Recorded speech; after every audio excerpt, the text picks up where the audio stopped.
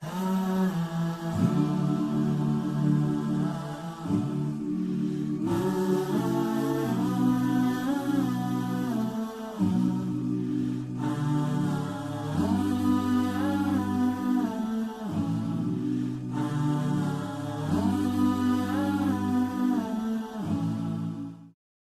الحمد لله نحمده ونستعينه ونعوذ به من شرور أنفسنا ومن سيئات أعمالنا من يهده الله فلا مضل له ومن يضلل فلا هادي له وأشهد أن لا إله إلا الله وحده لا شريك له وأشهد أن محمدا عبده ورسوله أرسله بالهدى ودين الحق ليظهره على دين كله ولو كره الكافرون أعوذ بالله من الشيطان الرجيم والله جعل لكم من أنفسكم أزواجا وجعل من أزواجكم بنين وحفدا ورزقكم من الطيبات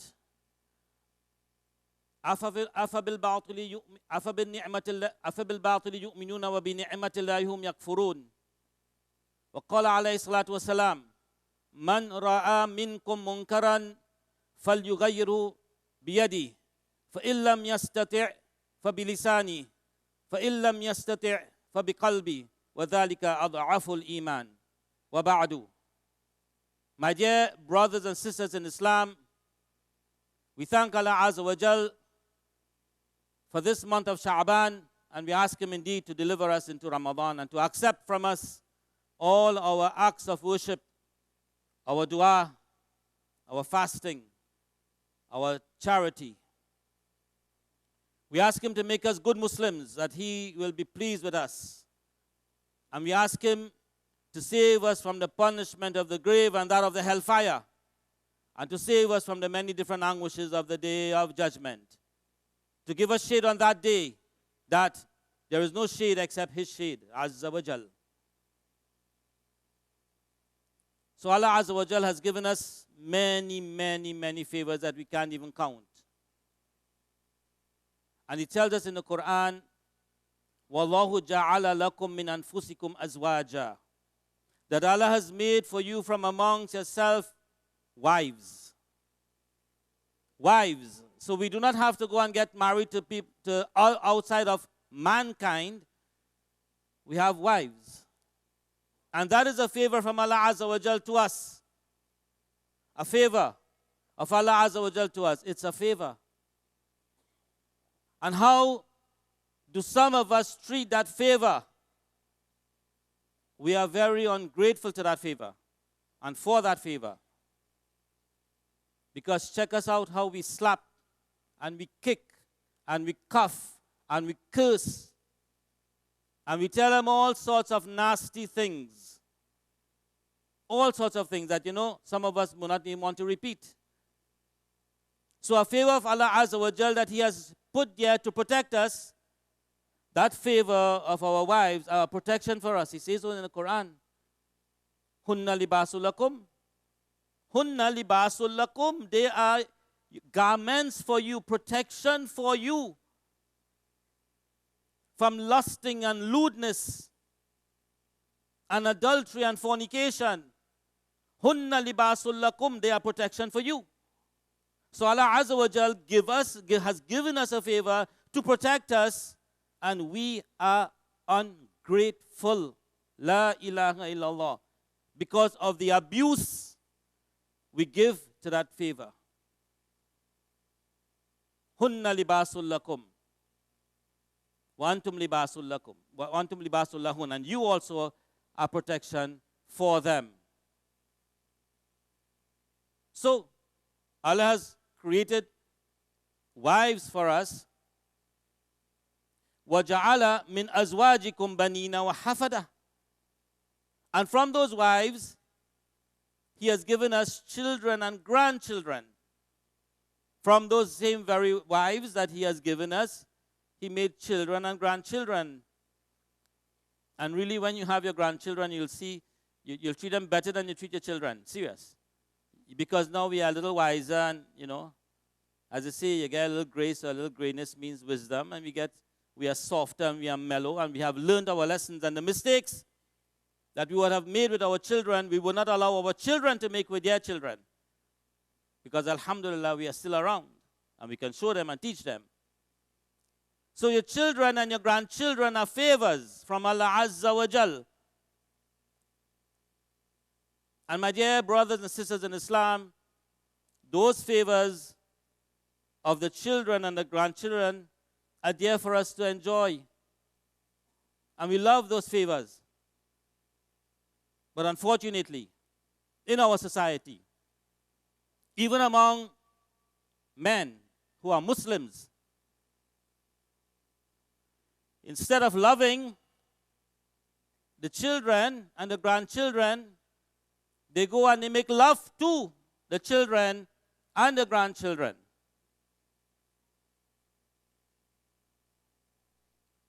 And this is not allowed. This is not allowed. And it's happening in our society. It's about 3 weeks ago, it was in the papers where a father was interfering with his daughter, not Muslims at that time, and a grandfather interfering with his grandchildren. And then we had the case about 2 weeks ago about a friend who drunken hit the two girls, and they were, and you know the story. What happened? A friend, a close friend. So this is the state in which our society has sunk, and we have Muslims among them doing the same thing. Don't be naive. Do not be naive and say Muslims don't do that. Yes, they're not supposed to do that. They're not supposed to do it, but they do it. A Muslim not supposed to lie, but they lie, and drink alcohol, but they do. And they're supposed to be praying 5 times a day. And they're supposed to be fasting in the month of Ramadan, but a whole lot of them don't. So don't be naive and say Muslims don't do those things. They're not supposed to do those things.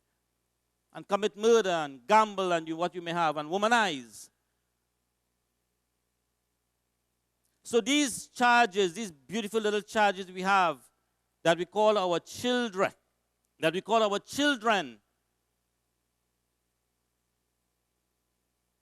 we are not supposed to be having such inappropriate relationship with them. And very clearly, Allah Azza wa Jal tells us in the Quran. First off, he starts with the father. وَلَا تَنْكِحُ مَا نَكَحَ آبَاؤُكُم مِّنَ النِّسَاءِ إِلَّا مَا قَدْ سَلَفَ. You cannot get married to the woman whom your fathers have gotten married to, much less to have an affair with her. And then lower down he tells us, حُرِّمَتْ عَلَيْكُمْ ummahatukum. Your mothers are haram for you to get married to, much less to have sex with her. Wa banatukum, and your daughters. Wa akhawatukum, and your sisters. Wa ammatukum, wa khalatukum, and your aunts on both sides.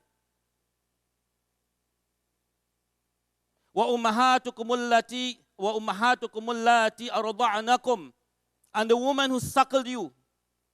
Wa akhawatukum min ar-rada'a, and your sisters from suckling.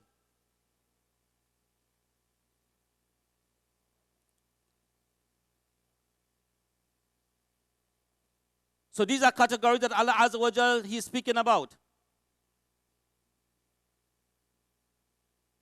And then He tells us, wa ummahatu nisaikum, and the mothers, your mother-in-law, is haram to have an affair with her. Wa raba'ibukum allati fi hujurikum min nisaikum allati dakhaltum bihin, and your stepdaughters. Your stepdaughters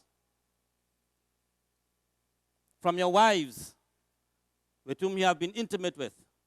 Your stepdaughters are haram for you to get married to, much less to have sex with her. It is haram. And zina on the whole is haram. And there are many brothers and sisters, even though they are married, they are committing zina. They are fornicating.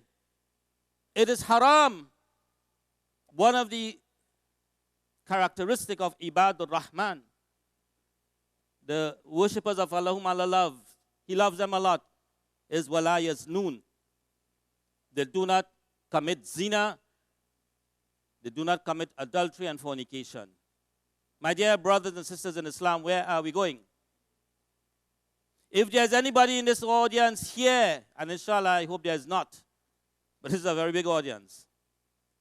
If anybody in the congregation here, man or woman, if you are having a haram relationship with anybody, stop it.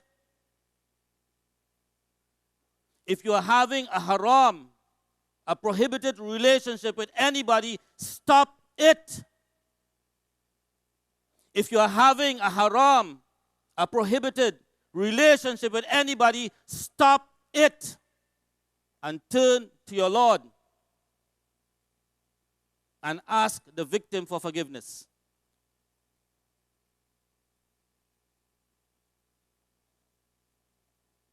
So we have this in our society. Our neighbors, person on the road, in another village, what do? Do you keep silent? Do you rat on your Muslim brother? You know that's a big thing, you're ratting on the Muslim brother. Let me tell you what Rasulullah says about ratting. First off, I'll tell you what the Quran says about ratting. Very generally, we love to quote this verse because it gives us strength. Kuntum khayra ummatin ukhrijat linas. You are the best of people that came out unto mankind. Because you know why? Ta'muruna bil ma'ruf. You enjoin what is right. You command what is right. Wa tanhawna 'anil munkar. And you forbid what is wrong. So when your Muslim brother, he is doing one of these things that is haram, do you stop him? He's interfering with his 14-year-old, may Allah forbid, stepdaughter. Do you go and tell the police? Do you want to enjoin what is right and command what is right and forbid what is wrong? Or do you shut your mouth because he's a Muslim brother? So you don't want to rat him because your name will go out, yeah? I don't know if you call him a ratter, whatever. Your name will go out, yeah? And your Lord is displeased with you because you did not enjoin what is right and forbid what is wrong. So you wait, and see which you prefer. See whether we prefer pleasure from Allah Azza wa Jal. Pleasure from Allah Azza wa Jal. Or pleasure from people because we did not rat. And then Rasulullah sallallahu alaihi wasallam tells us in hadith, Man ra'a minkum munkaran falyughayyiru biyadi. Whosoever of you see something that is really bad out there, munkar, let him change it with his hand. Let him change it with his hand. فَإِن لَمْ يَسْتَطِعْ فَبِلِسَانِهِ. And if he cannot, for some whatever reason, he cannot change it with his hand, then speak out against it, ratting, whatever you want to call it. But this is al-amru bil ma'ruf wa nahyu anil munkar. This is what is the meaning of enjoining what is right and forbidding what is wrong. You have enough guts? Do you have enough guts, my brothers and sisters in Islam, to stand up for what Islam stands for? So the kuffar attacking me and all kind of craziness, and this one doing this and that one doing that, and rah, rah, rah, rah, rah, rah, rah. And they want to take away the ability for the younger boys and girls to get married, and all sorts of things. And we ourselves allow within ourselves, within the Sharia, within the laws of the land, we allow al-munkarat, a lot of nasty, evil deeds to go on. And there's a statement that people say, it is not a hadith, it's just a statement. Evil spreads on the land when good men do nothing. Evil spreads on the land when good men do nothing. Because it can look bad if you rat on your Muslim brother. It can look real bad.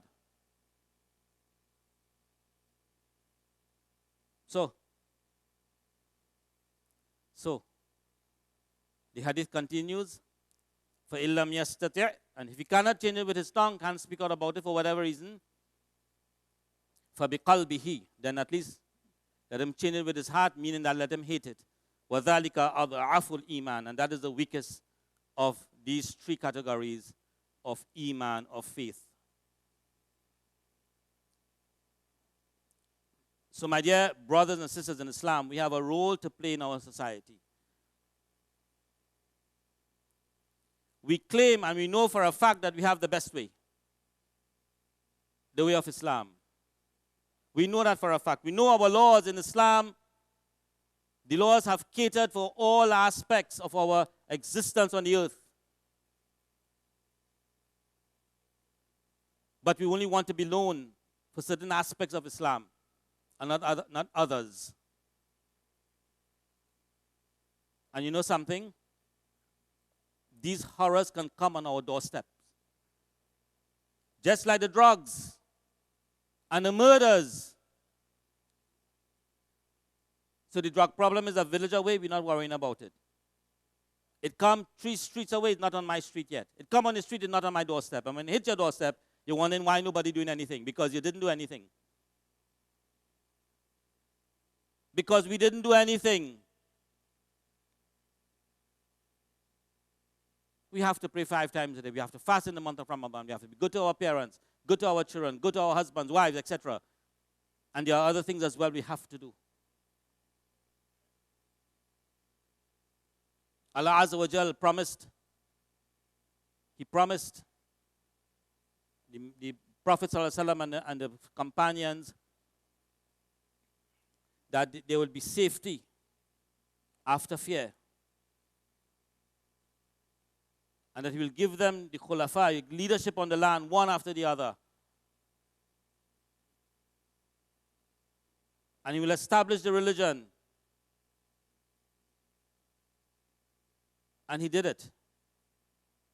Because the Muslims followed, the Sahaba followed the laws of Allah Azza wa Jal. And when you go to Medina, up to today, you will feel a sense of safety.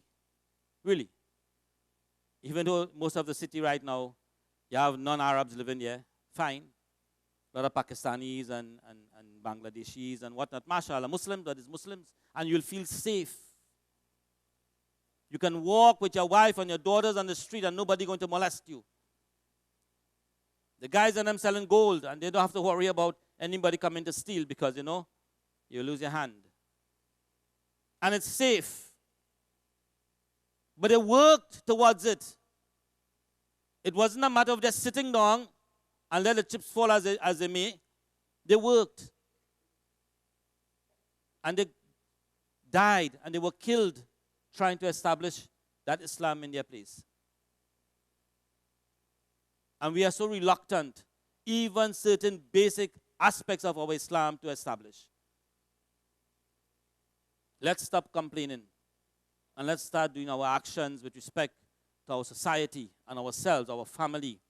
Start by treating your wives and your children properly. Start by treating your own home properly. Stop the abuse, the physical abuse, the mental abuse, the psychological abuse, the verbal abuse. Stop it. And be the kind of person that Rasulullah ﷺ was. Or at least try to be like him. May Allah Azza wa Jal bless us all. May He keep us on the path of Islam. May He make us courageous enough so that we can be Muslim men and Muslim women in the true meaning of Islam.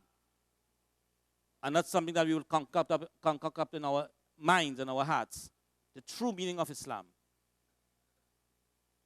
Ameen aqulu qawli hadha wa astaghfirullah li wa lakum wa lisa'iril mu'minina min kulli dhanb fastaghfiruhu innahu huwal ghafurur rahim.